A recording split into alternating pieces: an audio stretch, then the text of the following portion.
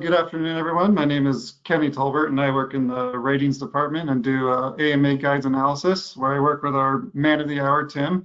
I think you're in for a good webinar today, as Tim has a lot of experience and keen insights on ratings, and some of these little mistakes and fixes can really make a big difference and save a lot of money.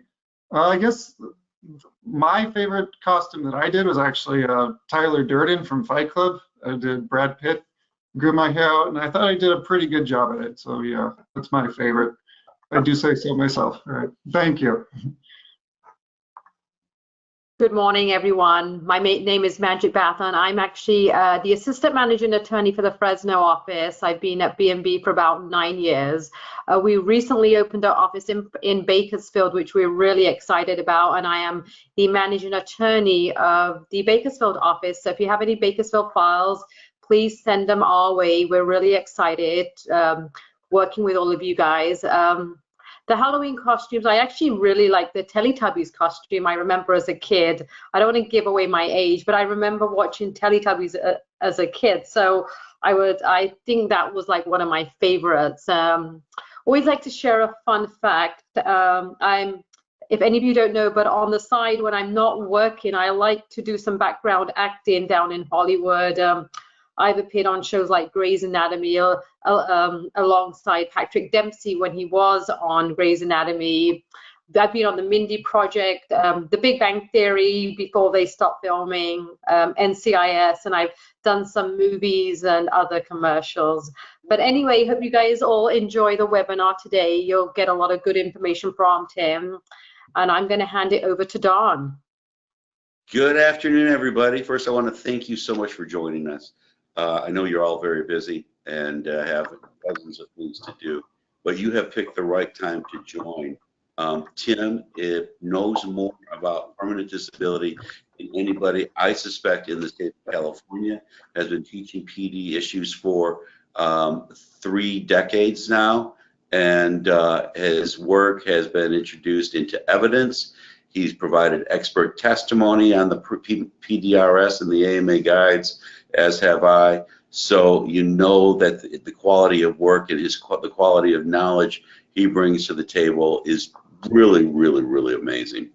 I honestly don't think that, again, there's anybody in the state of California or perhaps the country who knows more about the combination of the AMA guides and the permanent disability rating schedules. And for you old dogs out there who remember the 1997 PDRS and those prior, he's expert in those as well, which really says a lot because I think most of us were just faking it back then. I'm known for very little good, and this is one of the really bad things I'm known for. It's bad jokes, and here is today's bad joke. By the way, I ran 3 of these past the panel, and they agreed that none of them should be used, but if I had to do it, I should do this. So, a priest, a minister, and a rabbit walk into the bar. A rabbit thinks, am I a typo? Think about it for a second. Think about it for a second. One final parting shot. Tammy mentioned the AMA analysis and rating department. These folks have done about 30,000 analyses, and therefore, and have kept a little black book on the good, the bad, and the ugly of all the doctors that they reviewed. So if you're facing a panel QME or a proposed AME or dealing with a PCP that you want to get the dirt on, please email me, email Tim, email Kenny. There's an email address for the department itself on our website, and we can, quick like a rabbit, get you the background information from the rating department. And because we're statewide, we can go to the local B&B office, talk to the managing partner, and get the insights from the legal legals in that department. All right, well, that's enough for me. Tammy, did you have something else, or are we going to move on to the man of the hour? We're going to move on, but Tim, you should know that somebody said that they completely concur with Don, that Tim is awesome. So there, wow. let's go in with that. Wow, I know that's not one of my kids. Thank you. Okay, so we're moving on. Hi, I'm Tim Mussack. I'm in the Sacramento office of Bradford and Barthel. And I do ratings along with Kenny and Susan Colias, who's on vacation this week. But there's three of us working full time doing ratings. Don Barthel saw that there would be a need for that when the AMA Guides was introduced to California. And here we are.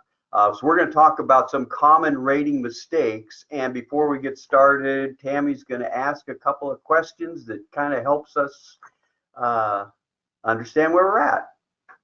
I am. You should already see on your screen our very first poll, which is how many ratings have you completed in the last 6 months?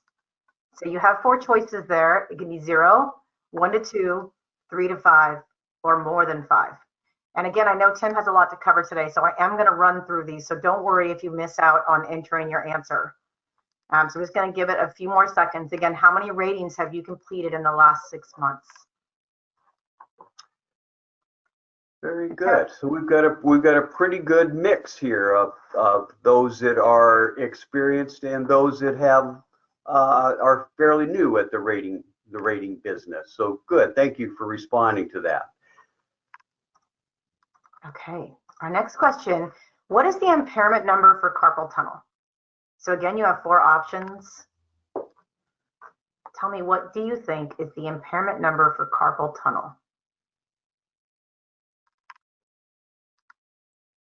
Just going to give it a few more seconds. Thank you so much for voting. Again, Tim, it's pretty spread out, but I think... Yeah, I like that. Well, I like that first question, 70% responded. I really appreciate that. So we got 56% now, and it's spread out again. The correct number is 16.01.02.02. It's not important that you know that. It's important that you know how to look it up. And we'll talk about that as we go forward. Okay, and one more.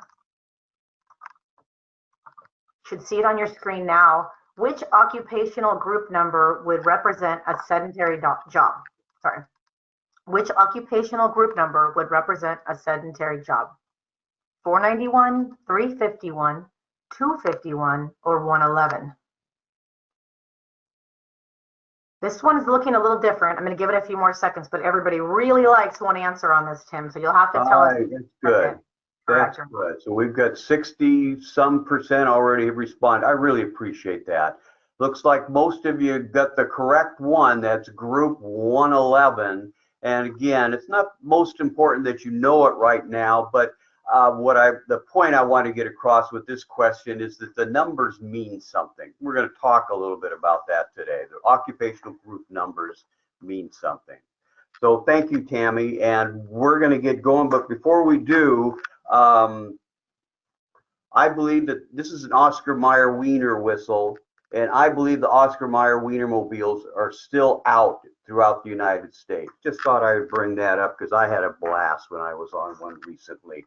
Not recently, 8 years ago. We're going to talk about common rating mistakes.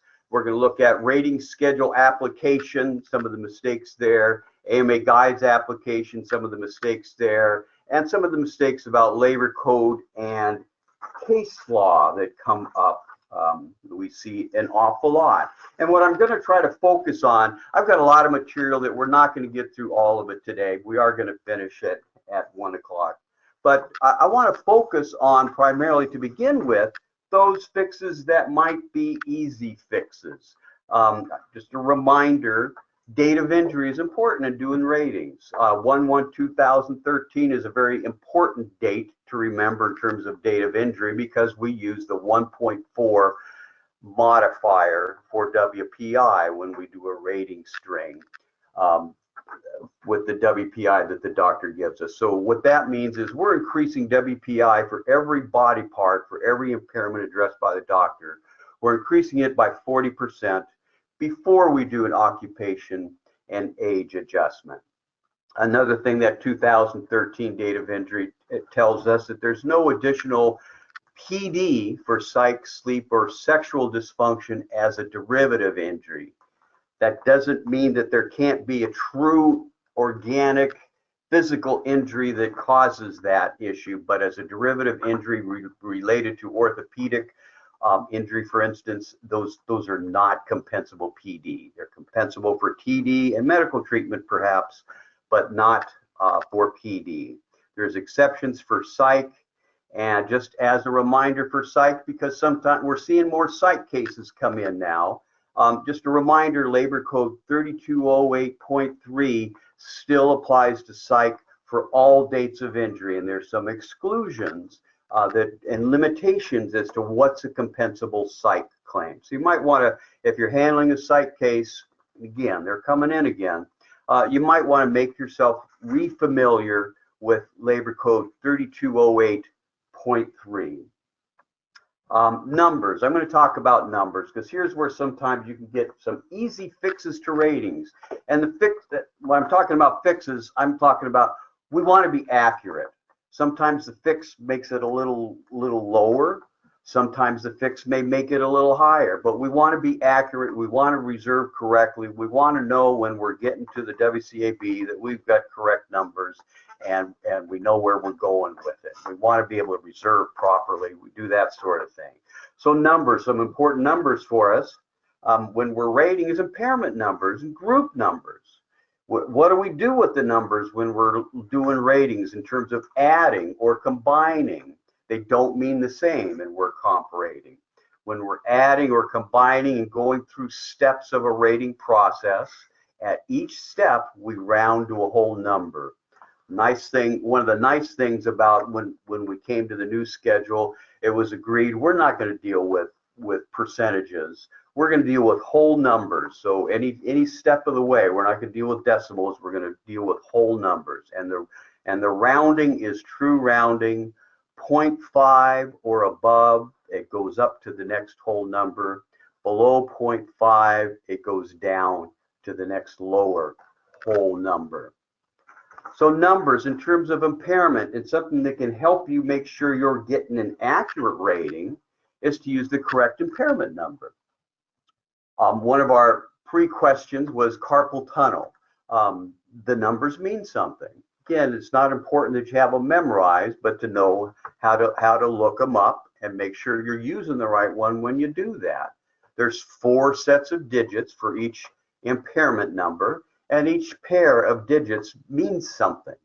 The first 2 digits tell you the chapter number.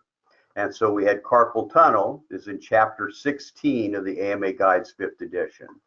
For a knee, chapter 17 is where lower extremities are addressed in the AMA Guides 5th edition. So the first 2 digits are going to be 17.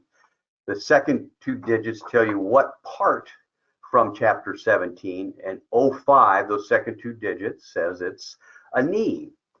The next set tells you the method of evaluation.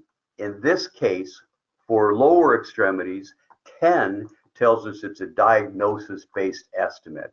And that third set of digits can vary from chapter to chapter, and you'll see them in the rating schedule. And the final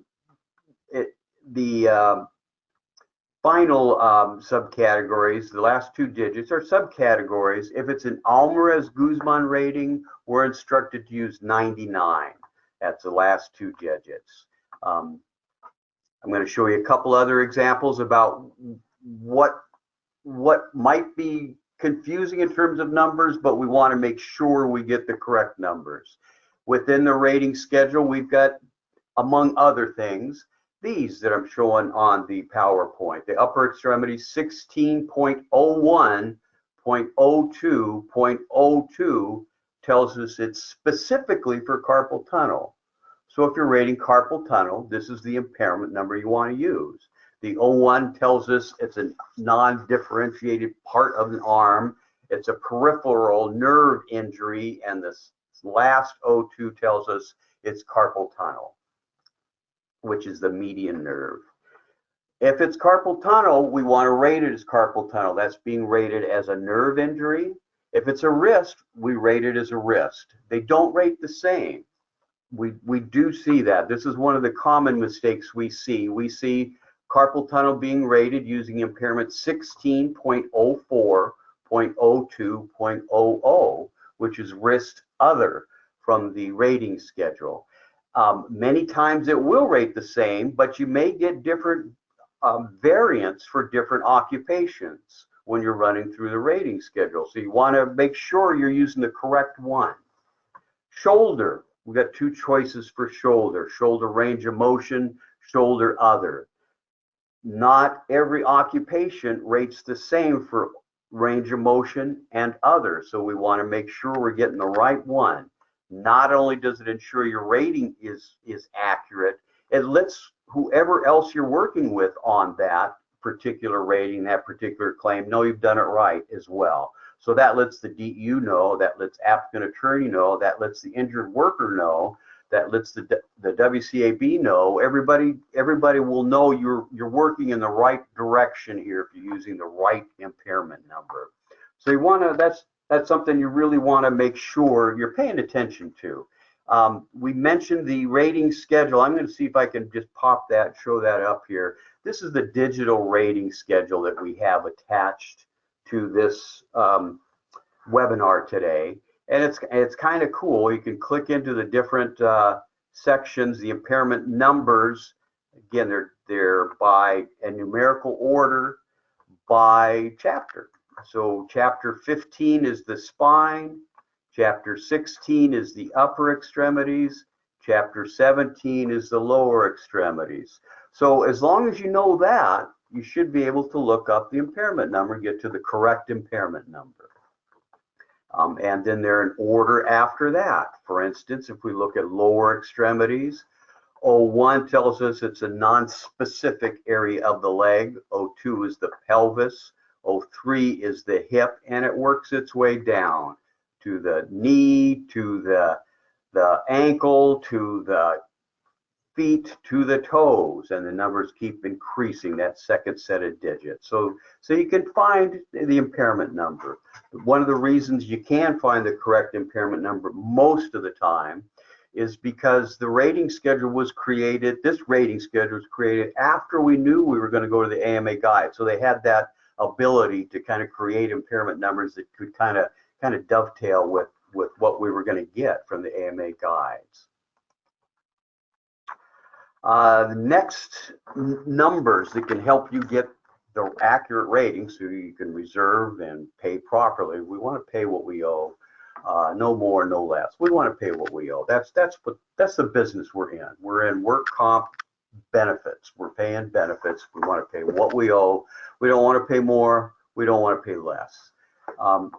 The group numbers, there's 3-digit group numbers, and the numbers mean something. We saw that with the question we had at the beginning. The first digit of that 3-digit occupational code tells us about the strength necessary for that job. 1 tells us there's not much physical work going on. That's a sedentary job. You can't really lift, carry, push, pull when you're sitting down. So 1 is a sedentary job. 2 is you're on your feet, not necessarily doing a lot of physical work here and there.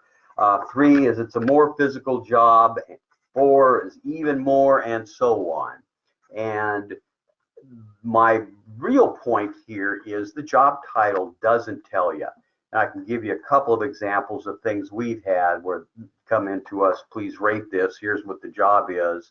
And the title doesn't really tell us what that job is. So that's something with your initial investigation when you're doing your initial claims work, you want to find out a little bit of what that job was. For example, we had hospital environmental service rep come to us. What does that mean? Well, in this particular instance, it was a housekeeper. I think Kenny has a question for me, so I'm going to stop and listen to that. Yeah, we have a question from Stephanie. It's, can you argue what group category to use based on the activities that are being performed at the time of injury? The answer to that is yes, you can. But if it's typically going to be determined that if that's a lesser job than what lesser related to that injury than what the regular job is, you're probably going to get the one that fits the regular job. The primary exception might be if you're doing something really physical that doesn't necessarily fit in, and it's a back injury, for example. The WCAB might be inclined to give the occupational group number that would rate that back injury higher. Thank you. That's a good question. Yeah, it's not always a given.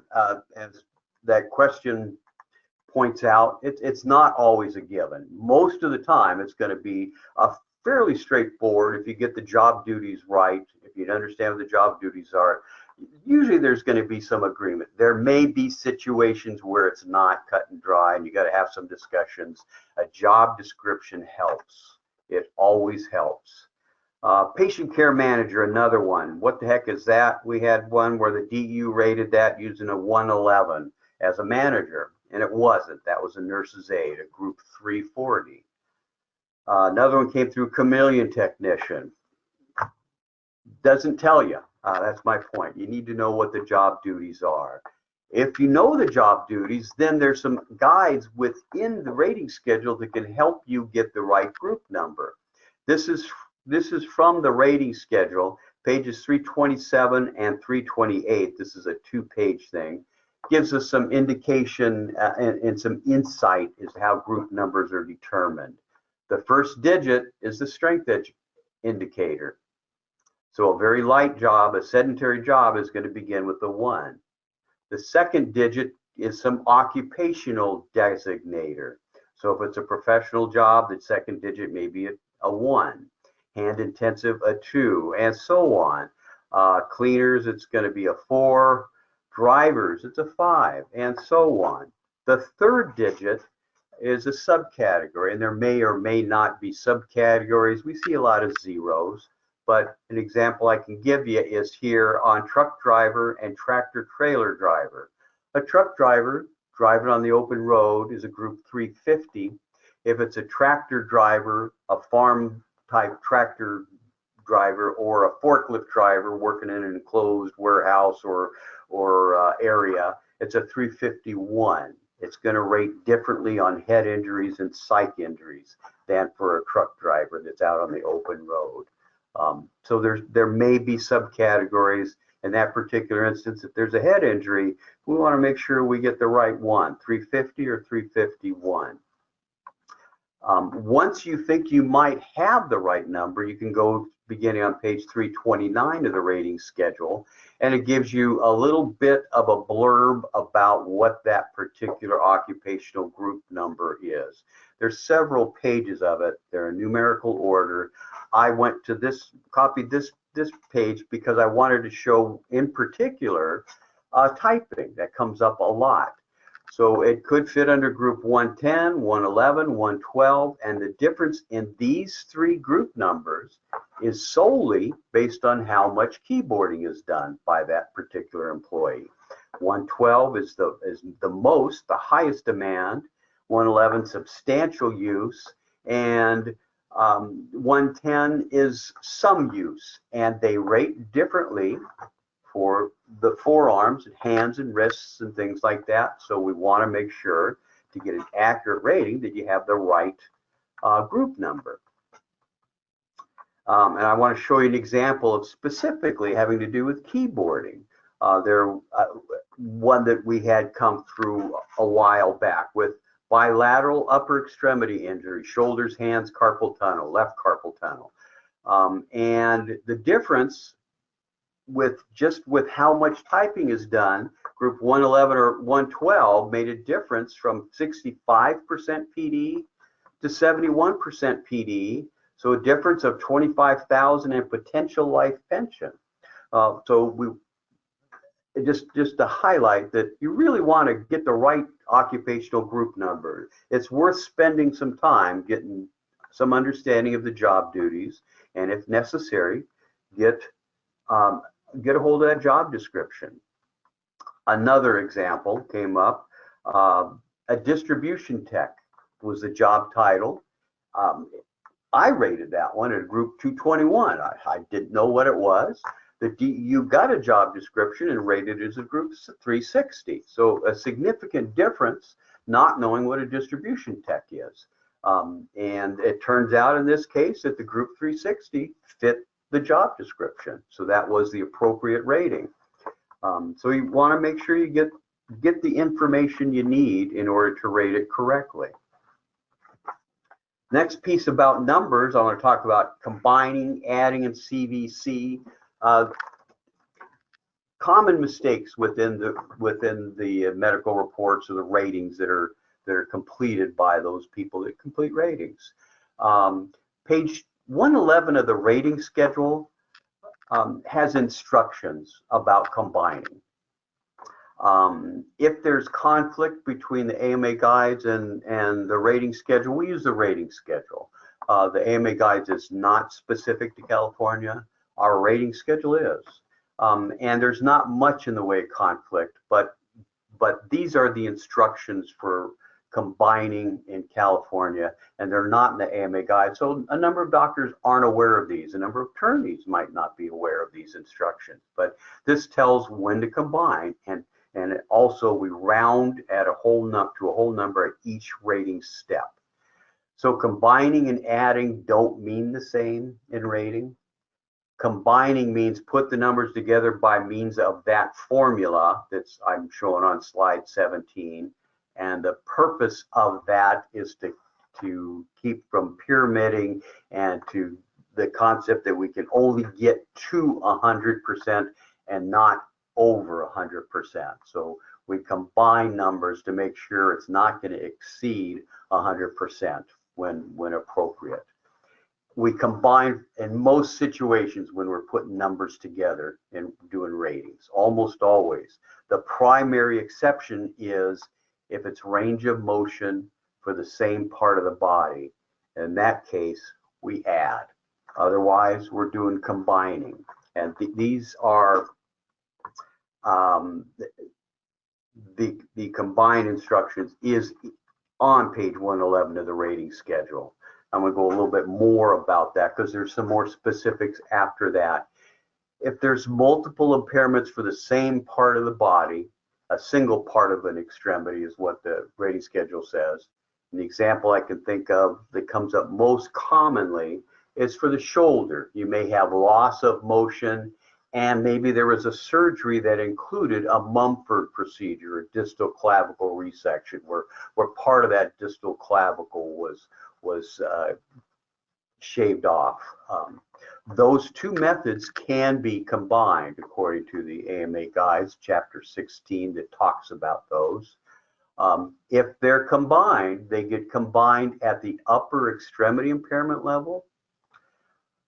The AMA guides has different values typically in the different chapters, although there's some overlap in some of the chapters. But typically chapter 16, we're dealing with arm upper extremity injuries. You're getting upper extremity impairment values, which are allows a doctor to be more precise.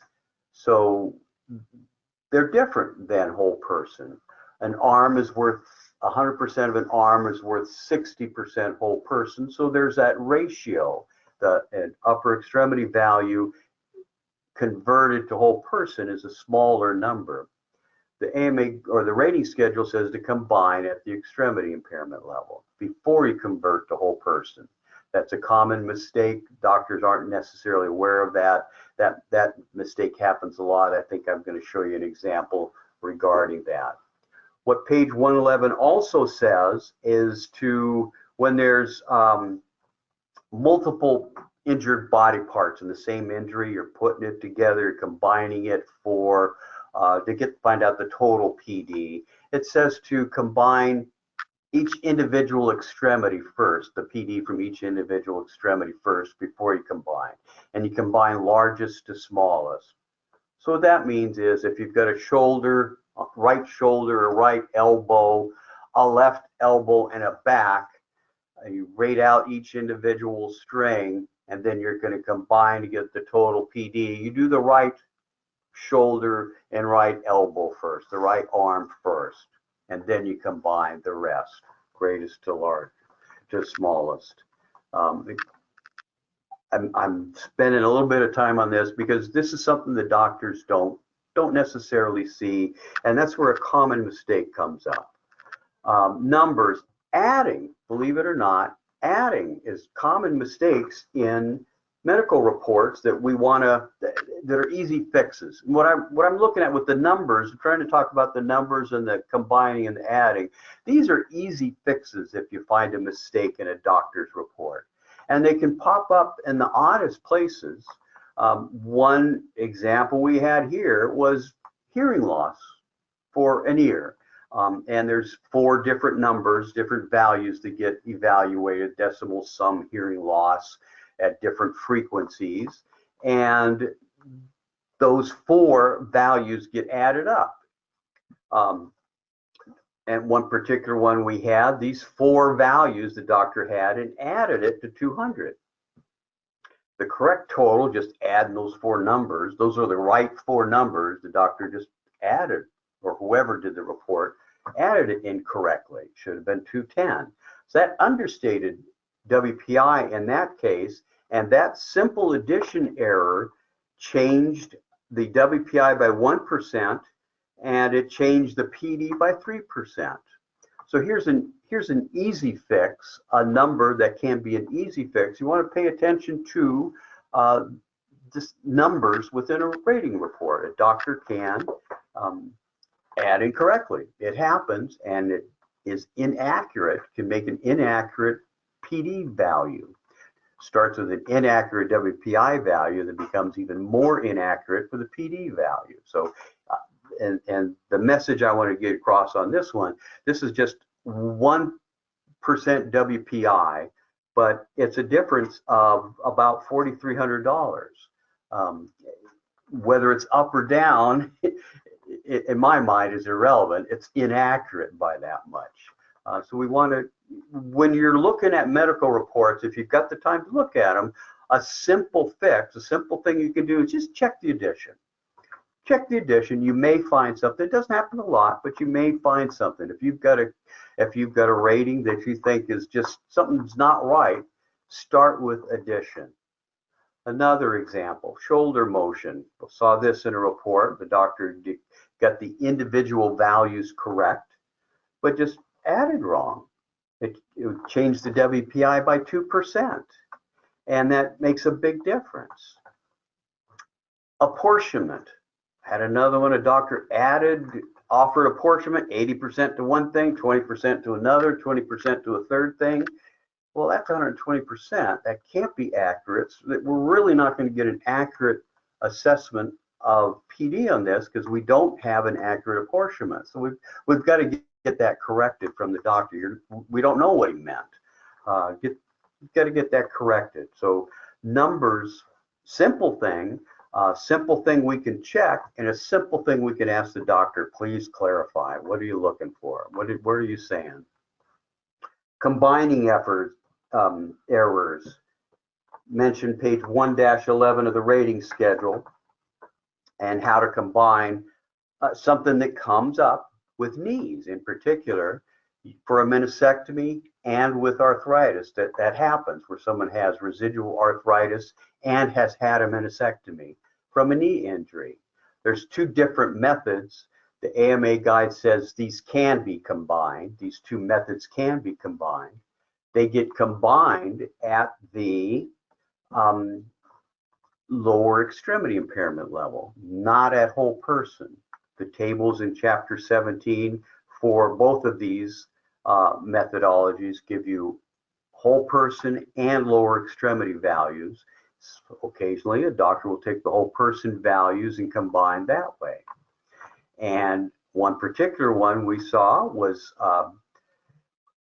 bilateral knees, and the same thing, meniscectomies and arthritis for each knee. The doctor added, didn't combine, and came up with 12% WPI for each knee. Whereas if you combine and then convert, it's 1% difference for each knee. We're looking at 1% WPI difference for each knee, but by the time you finish doing the whole rating string, you're looking at $7,600 off, inaccurate, high or low, inaccurate. Most of the time with the combining, it's going to end up being high, but high or low, it's inaccurate by $7,600.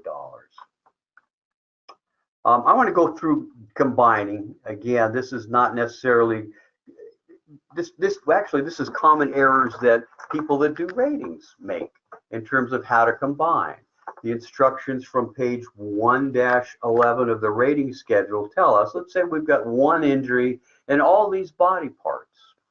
It happens. What do? We've rated them all out, and I wanted to go through some of these things because these highlight how there's combining is an important piece of the rating process. And this particular one, there was a lumbar spine range of motion, so there's two different elements that get combined and then rated together. So we get a permanent disability value for the lumbar spine at 36%.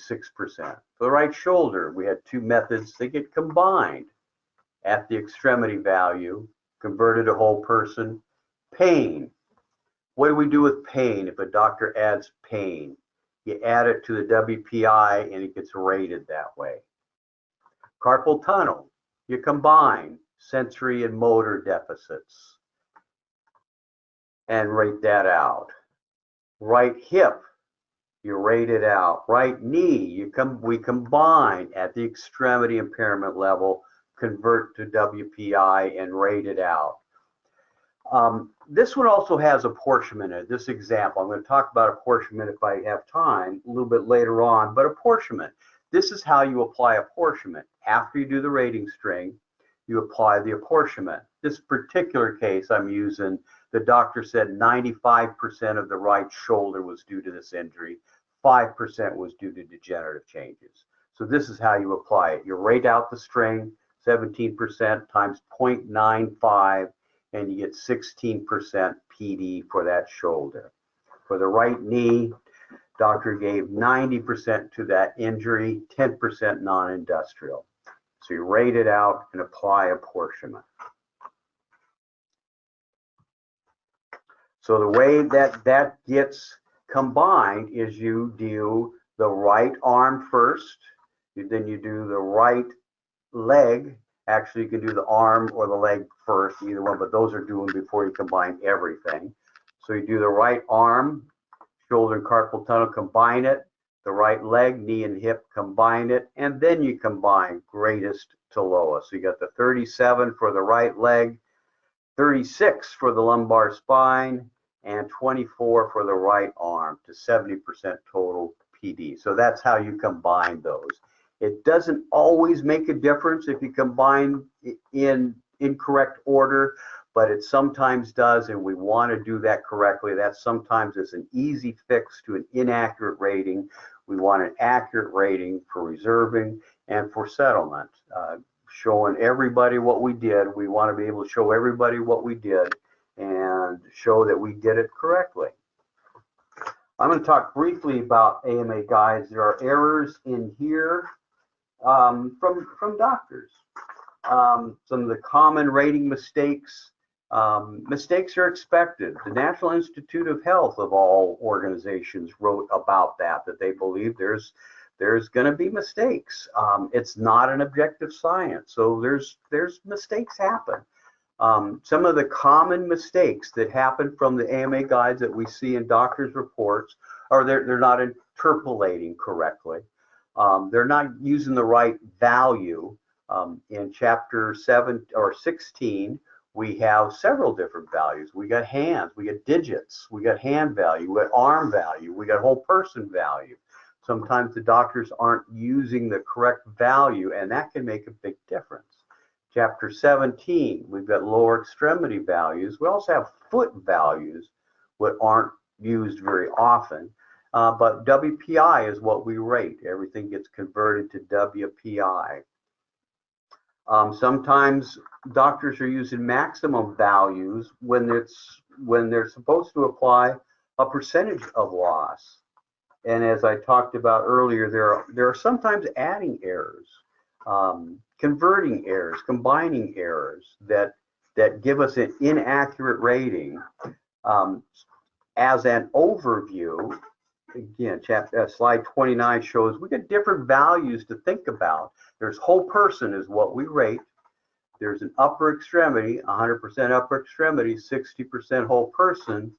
And then we get into digits, and they all have different values. So it's important for a doctor to know what digit they're using and to get to the right table for that, lower extremities, most of the figures and tables with impairment in chapter 17 are in lower extremity value.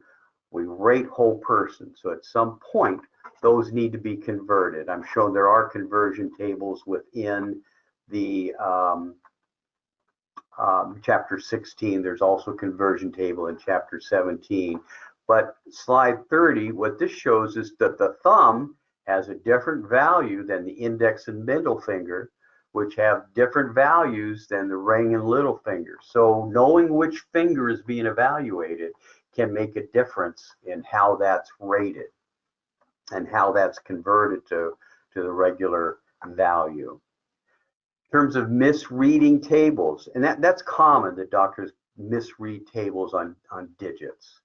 Misread tables in chapter 4, which is the cardiovascular system, most of the tables are whole person, but every once in a while a doctor finds lower extremity impairment due to peripheral vascular disease having to do with the cardiovascular system. This particular table is lower extremity impairment value. There are doctors that don't see that. So when you see class 3, 40%, it makes a huge difference if you're rating at 40% whole person or 40% lower extremity, which converts to 16% whole person. I've seen the DEU take this at 40% whole person. So this is a numbers you kind of want to look at. If you're looking at high value cases, maybe you can get some accuracy just by checking some of the numbers. And on this particular one, this is something doctors misread because it's a reasonable mistake. Chapter 4 is dealing with whole person impairment. Chapter 3, whole person impairment. It's the cardiovascular system. But table 4.4 is upper extremity peripheral vascular disease, which gives upper extremity values. 4.5 gives lower extremity values. So I guess my message here is the doctor should be reading each table and seeing what value it is, and we can do the same and correct that. Something like this is an easy fix. If we find that's an easy fix. That's the wrong value, doctor. We can convert that or send it to the DEU. Most of the time, they're going to get that correct, but we can remind them that's a lower extremity impairment value. This is another table that gets misread by doctors. In chapter 15, if there's range of motion method and there's residual spinal nerve injury, they're referring to this one for the lumbar spine. There's another table for the cervical spine, and it gives values for the nerve roots, the maximum values. These are lower extremity impairment values. These are the nerves that go into the legs. For the cervical spine, they're nerves that go into the arms, and they're upper extremity impairment values. And there are doctors that still make that mistake, and that's incorrectly overstating impairment, overstating WPI. And it's something we can fix. That's an easy fix. I'm pointing that out because that's an easy fix. That's not something you need to convince somebody of. It's wrong. It's just wrong, and it's an easy fix. Showing finger joints, and specifically the right finger. So this is a finger, so it's any of these 4 fingers, but then taking it and the value might be different. So this percent is for that finger, whichever one it is, and they have different values. I also want to show how you interpolate. So a doctor needs to interpolate. So for instance, finger PIP joint flexion, which is down in here. If it's 95 degrees instead of 90 or 100, you interpolate, and the number in between would be 3. So this would be a 3%. It's another common mistake, but an easy fix to get the right value. And I see I've got another question. Ken? Yeah, we have a question from Charlie, which is, what about add-on for pain when it comes to plantar fasciitis? I think it's, let's say, a 3% WPI for plantar fasciitis. How would you rate that? How would I rate that? I would rate that as an Alvarez Guzman for the foot. So a 17.0, I think the foot is 08, 06 for other, and then 99. It technically shouldn't be. The whole basis of the AMA guides is that there should be objective findings. There's case law that said you can't add to 0, but there's also cases that have said that plantar fasciitis specifically, if it's a truly diagnosed, objectively diagnosed condition, a doctor can give impairment based on pain for the plantar fasciitis. All right, thank you. Another example of the pie charts, chapter 16, and interpolating. The doctor needs to interpolate. What I want to point out on this one, if I'm looking up here at flexion of the shoulder, it's between 150 and 160, so let's say it's 155 degrees. The DU will round this to the higher. They will take 2%. Some doctors will take 1. If it goes to the DU, they're going to take 2. So 155 should be 2, 154 should be 2, 156 should be 1. And I'm just, the DU will round right smack dab in the middle up to the higher one to the benefit of the injured worker, which is appropriate. Want to show you just an example of what misunderstanding which digit is injured and converting, doing the digit impairment versus. We had one at a mechanic. We had a difference of a doctor did not get the right value from the table, but did not get the right level, the right digit. The correct value, digit to hand upper extremity WPI, adjusted to 6% PD. The doctor's conversion, which missed a big step, rated to 21,895. So we're looking at almost what, $16,000, $17,000 just by converting wrong. So there's a number, misreading the table, that should be an easy fix. I am going to scoot ahead here just a little bit, actually quite a bit. I think I'm going to scoot because I'm going to run way out of time. But I do want to talk about the AMA guides and interpretation and application. Just briefly talk about AMA guides are based on objective findings. The objective findings should lead to the correct chapter, correct table, and correct class of impairment. And the doctor then has some discretion. The AMA guides, in terms of interpretation, I read the AMA guides to say that the WPI has to do with negative effect on ADLs. And the instructions throughout the AMA guides in every chapter are talking about, let's make sure it's permanent. Number one, we want it to be at MMI. Some things take longer than others to heal.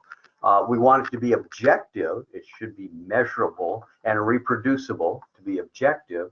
And they want it to be non-overlapping, so you don't rate two things that are really evaluating the same thing. And chapter 17 does the best job of that.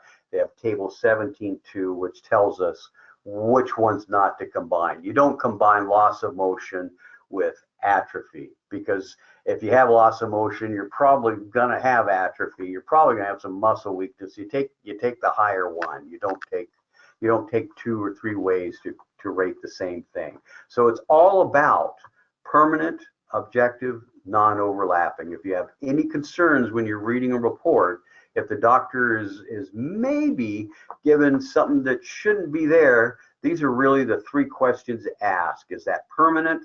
Is that objective? Is it non-overlapping? And that really, in my mind, is the crux of what the AMA guides and the evaluation of impairment is.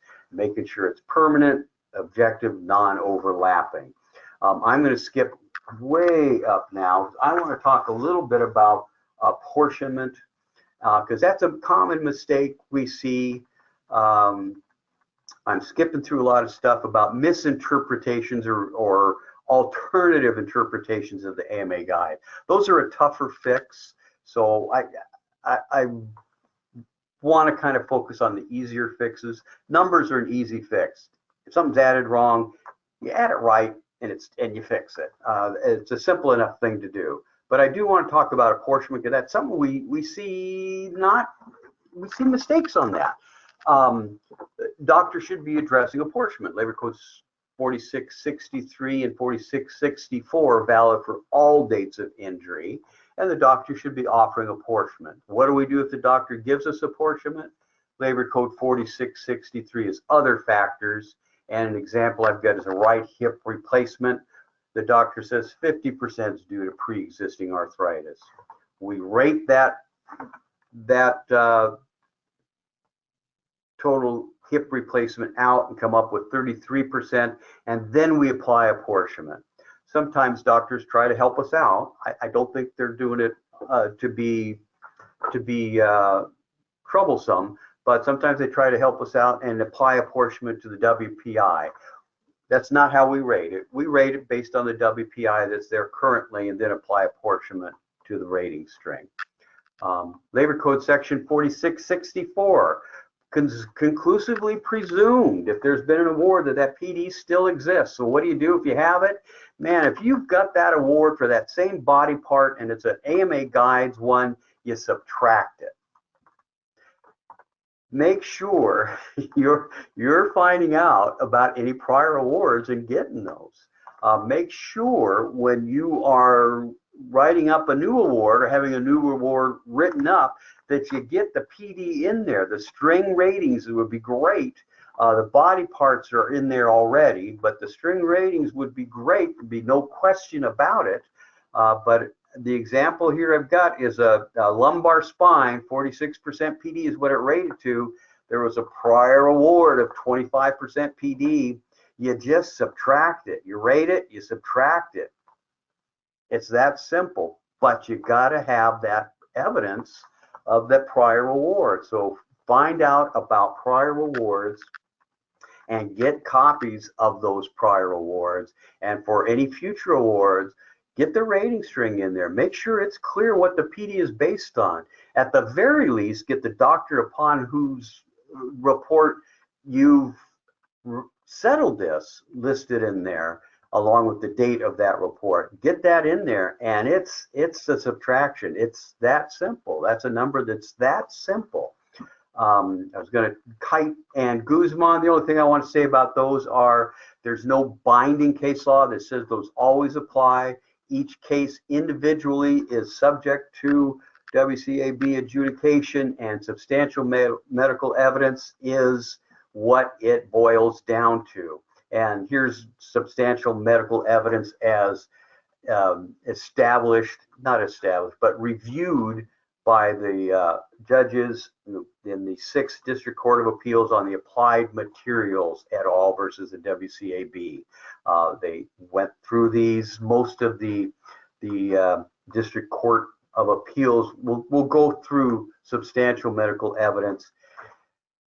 And for me, what this is saying, there's no magic checklist. Is it reasonable? And I like this one. The second sentence: a reasonable mind might accept it as adequate to support a conclusion. If it doesn't seem reasonable to you, maybe it's not going to seem reasonable to somebody else. So that's just something in mind, that not all Kite and Alvarez Guzman offerings by doctors seem reasonable. And their work, that's not a simple fix, but maybe that's something you want to consider in terms of trying to get a more accurate assessment, or trying to decide whether it is you want to go further and accept that Kite or Alvarez Guzman, or you want to fight it a little bit. So here's what we talked about: adding and combine numbers. Easy fix. That's easy fix. You can add, you can subtract, you can combine. Easy fixes. There's some AMA guide errors that doctors make. The misreading impairment values is an easy fix. AMA guides instructions is not always easy. differing interpretations is not always easy. And labor code case law is not consistently applied by all, but we can apply apportionment, labor code 4664 apportionment. So I've done a very rushed, missed a big part of it, but I appreciate you hanging in there for us. And that is common mistakes in PE ratings. Thank you, Tim.